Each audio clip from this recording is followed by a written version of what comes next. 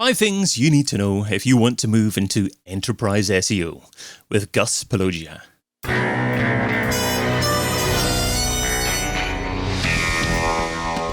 In Search SEO podcast is brought to you by Rank Ranger, the all-in-one SEO platform that helps scale your business through data and analytics. Hey, it's David. Are you a successful SEO that works for a small or medium-sized business? Would you like to work for an enterprise, but are you a little scared of enterprise SEO versus what you're currently doing? Today we're going to be discussing 5 things you need to know if you want to move into enterprise SEO. With a man who's worked in-house and at digital agencies in Argentina, the Netherlands and Ireland. He currently works at the #1 job site in the world, overseeing over 250 million unique visitors every month.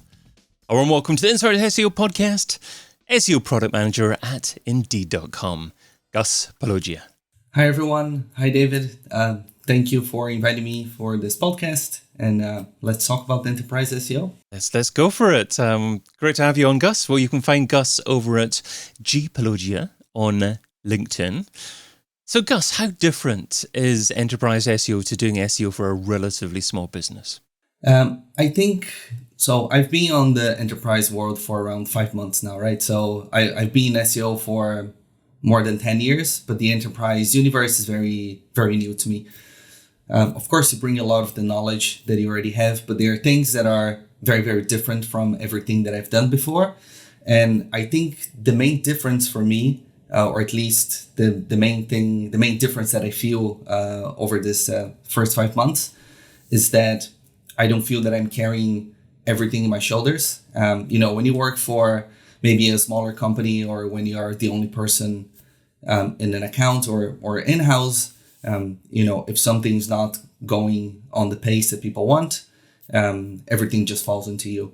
And as we know, SEO, it's quite interdisciplinary, right? So you need some help from a developer, you need some help from a designer, and so on. But or from a copywriter. But if you're doing everything on your own, I time to time would find myself just calling favors and hoping someone that has a different OKR or a different KPI, finding time to help me on things. And now I sit in a place that I have a team of engineers, I have a team of UX people, I have several writers that are specialized in the job seeking your employment world. So I feel like I have all the resources that I need. I'm not really calling favors anymore, but rather than just collaborating with people that also have similar goals than I have. Yeah, I think that even if you don't want to end up being an enterprise SEO for decades, I think it's still a good set of experiences that you can gain by being in a large SEO team, working for a single company, compared with working in an agency or compared with working in a smaller business. To your point about not everything being on your own shoulders, that's must be appealing to people as well, because I'm sure every SEO who's worked in a small business has been a little bit scared when they've woken up one morning and suddenly found all their rankings tanked and thinking, oh no, okay, what do I have to do here? And it's just them that is responsible for finding out what the issue is and how to actually repair everything. Today, though, you're sharing 5 things you need to know if you want to move into enterprise SEO. So starting off with #1, how to pitch. So I started, even though I've only been at Indeed for 5 months, I started on the SEO content team, and then I was offered a position as a product manager within SEO still. So I found myself taking initiatives that I have to run with engineers, and also getting to that state. Well, we need to, what are the big bets we're going to have over the next few months? So it was again, okay, I need to do a lot of research here and find things that are interesting and things that will, involve a lot of different teams. And if I want to get those things moving forward, it's different from, we want to write about those 10 topics. Okay, let's move those keywords or this topics to a different team, and they're going to write things. Now I have to do things that will involve a few different teams. So back in the days working in an agency, if I'm pitching for to get a new client, I'll put a few slides, and you can put a few numbers in there, but the conversation mostly go over the slides, right? What's the flow, the story that you're selling them. Now I caught myself doing very long Word documents, explaining this is what has to be done. This is how it has been done in the past. This is why we are not doing well. And I have to dig into a lot of metrics and a lot of numbers. And even before, this is ready to go, I'm, meeting people from different teams and hearing their opinions and trying to get that space, trying to get that buy-in, while things are still on the research phase. So I have a few, big bets for now until the end of the year. And instead of having, 10, 20 slides about why we should do them, I have 5 to 10 page documents explaining what we want to do. This is how it's going to work. Those are the teams that will be involved, and so on. So the conversation goes on a different way. I have managers of my managers jumping on these documents and say, I don't believe in this, or how are we going to measure this? So you get a different type of feedback because you're not just moving forward with an idea, but you're going to take time off a lot of different people, which I mean, it might just be because it's new to me, but I find it a lot more interesting to actually put this together instead of, spending time on slides, which is also interesting, but you might sometimes spend more time making the slides pretty than actually telling the story that you want to tell to get buy-in. So I presume that you're pitching to top-level executives in the marketing department, or perhaps even top-level executives who aren't even actively working in the marketing department on a day-to-day basis. What sort of metrics are wrong to include as part of an SEO pitch deck when you're trying to appeal to people who may not necessarily understand every intricacy of SEO? Yeah, so I'm at the moment for some of these, I'm pitching to different themes within my product. So I'm pitching to engineers, I'm pitching to UX team, I'm pitching to content quality teams. And you're right, like they don't live inside of SEO, so they don't know, the details of, pages that are crawled or indexed, or position of internal linking and those different things, because that's not what they do. So it doesn't matter for them that much. But I'm always going back to the top level goals. So at the start of the year, it has been defined, we need this amount of traffic, or we need this amount of account creations. And so all the teams are working together towards the same goal. So as you said, like, I need to put together estimations of how much we can get based on this or based on that.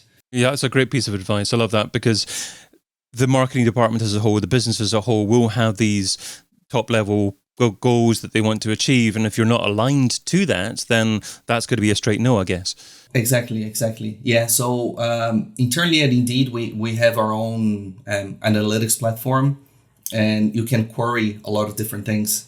So even if I'm still on a pitching phase for, something new that I want to develop, I can already share a link for that analytics page or for that query to say, this is how we're going to track it. So, someone from a different department or my boss can come back into 3 months, 6 months and see how the project is going. And it's a platform that everybody is familiar with within the company. So you don't have this thing like, SEOs are using a keyword tracking tool or a search console, and a different team is using something else that calculates things on a slightly different way. And you have those conversations that people are not talking the same language. But, because we all use the same software, the same source of truth, then those things move a bit faster. And number 2 is business acumen. So what specifically are you talking about there? I think there are a few interesting things on this, and that's something that I've tried to do before, but it didn't work as well it's working now. But, I'll give an example. There's a project that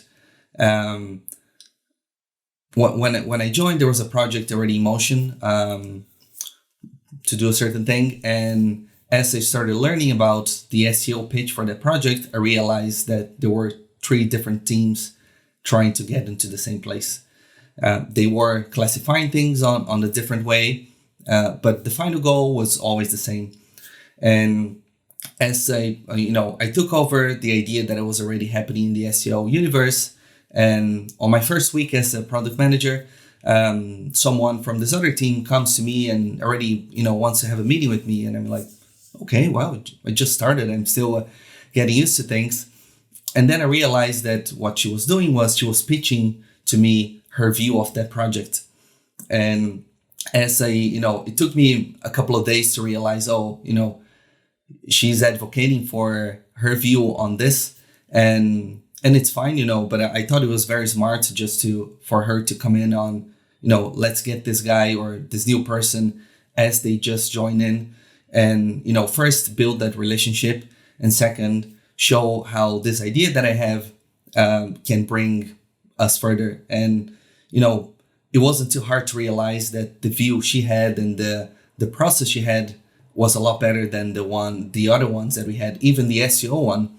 So do I want to fight to own a project and just to say, SEO is driving this, or do I want to join on a view that is on a system that is a lot more sustainable and scalable, and, just join a project that is a clear winner? So that's what we did. And I think this is where the business intelligence comes in. And you might realize over time or in certain situations that it's better for someone else to lead a project, and you can still give your SEO input. But SEO might not always be, the best team to solve something. And number 3 is test and document everything. So what are maybe one or two key elements that SEOs typically don't document enough? And also, what procedure do you recommend in terms of going about documenting it? What software do you use? How do you go about doing it? I think we have our own internal tools for some of these, which are not relevant for everyone. But I would always look for central place. So let's say if you use Google Analytics, you can even share the specific Google Analytics page, right? Because some people will go to, sources, and some other people will sort by segments, or someone else will, you have another internal tool that you look at, trials or different things. So, you can tell many different stories depending on the source that you're looking at. So you need to find first the source that has information, the best source of truth.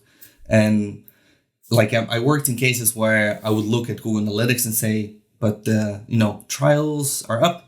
But you look at, the engineers are looking at an internal tool they built, and that's a source of truth. So I could tell as much as I wanted about Google Analytics. It would not, would not be a winner. I could say that things are great here, but it wouldn't work. One thing that I do track, or, my team does track really well, is internal linking. So the places we are using internal linking or new things that you're trying, that is always tracked really well. Changes that we're doing pages. So you're trying new page titles, or you're trying new modules or on different things. Everything is tracked on one way or another. And that's a tracking that everybody is familiar with. So, I don't have a UTM tagging that a different team doesn't use. We all use the same tools to analyze those things. So even if I pick a project that a different team was working on, I can look at the tagging they did, when they did, and what they're trying to achieve. And I can even, adjust the query on a certain way to, look at a different angle. But essentially we use all, the same tool to measure things. And the thing that I'm measuring quite a lot now is just the power of internal links, different places that you put in and numbers and so on. And when you say measuring the power of internal links, what are you measuring it against? Are you measuring them against specific target rankings for target keyword phrases on different pages and the impact that an internal link has on that? Yeah, pretty much. So do you want to see, if pages that you're adding more links, are they getting, indexed quicker? Do they get, a higher, do they improve in rankings, or do they improve in traffic that you're getting? Are we testing different things on a page? Maybe, So yeah, but it's essentially the reason behind the tracking is the same as you would expect from SEO. Are we getting more traffic? But what I love that we do is that everything's tracked. So we are changing page titles. Someone is tracking. We are adding videos to a page to see if people stay longer on a page. That is tracked as well. So, I can quickly do a query and I know that, all of these videos, all of these pages in these countries, they have videos, or all of these pages in these countries have 2 different titles, or even more deep, do these pages have a specific CTA than a different one, and things like that. And number 4 is meet everyone you can. Does that apply to working from home as well? Yeah. I think this might, this is relevant in any company, I would say, even if it's a small company. But, I actually just have like a good example from last week. I wanted to meet a UX team lead, and I didn't have anything to talk specifically. Like, I didn't have a project or initiative that I'm trying to convince him to get on board, to get excited about. I just, wanted to see, I saw that he lived in Amsterdam for a couple of years. I lived there as well. So you kind of want to bond with the person and understand, who is the person behind all those tickets that you're creating. And as he gave me an example of, this is if you needed to create a ticket later, here's an example of a well-done ticket. And I realized that, this example, it's something that I had in mind to actually do in a couple of months from now. And it's already happening. So things that are relevant to SEO, or, in this case, they're also relevant to any user landing on the page. Those things were already in development. So I might want to move other ideas that I have as part of this project. If this piece is already moving, I can just add something new to it. So let's say if I have bigger projects on UX, I don't know, we want to add time on page, or how long it takes to read this article. So, okay, this would fall into a bucket of, we are making, user changes on this page. So we want to make this page, easier for people to read. So, okay, if this piece was in my mind, but they're already doing something else related to this, I could just create a few more tickets and turn this into a bigger project. But because things are already in motion, I already know that maybe part of the hard sell already happened. So I can just jump in and join this instead of maybe in 3 months having to start all over and put another pitch document and see what happens. And number 5, find ways to do things at scale. So what's an example of that? I think simple things, you want to update page titles. Like back in the days, for me, I would just always manually go and update it. Unless if you just want to add, Indeed.com at the end of every page, right? That's easy. But if I want to test, 5 different templates for titles, now I know that, I don't need to go manually and update all of them. I know that this can be done by an engineer. Or if I want to, simple things like you want to add a list of tags on your keywords, that's something that SEO tools allow you to do, but it's something simple. I think just one more example that I would like to share on, doing things at scale is something as simple as page titles. If you just want to add, let's say, your brand at the end of all page titles, that's something very simple and easy to do.